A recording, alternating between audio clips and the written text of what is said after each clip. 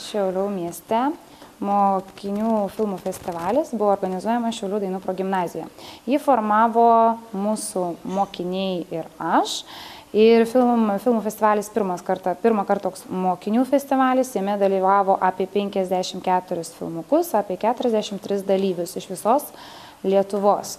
Filmų festivalyje buvo išrinkti garbios komisijos 5 nominantai ir 3 laureatai.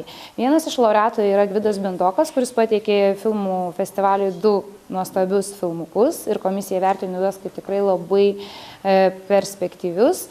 Ir toliau bus Goda Katkutė, kuri pateikė vieną filmuką, bet jinai, aišku, kaip jaunesnė lyginant su kitais 2 laureatais, tai tikrai matosi vaiko perspektyva montavime, garso montaže.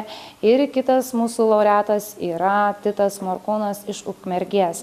Filmų festivalyje mes turėjome labai daug žiūrovų, tėvelių, mokinių, svečių iš kitų miestų.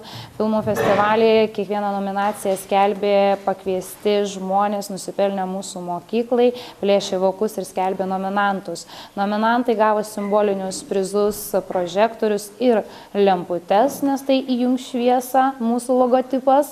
Logotipo autorė yra Ugnė Jankauskaitė, kuri netyčia atsitiktinai nufotografavo tikrai labai gerą foto akimirką arba foto, sakykime, vieną kadrą.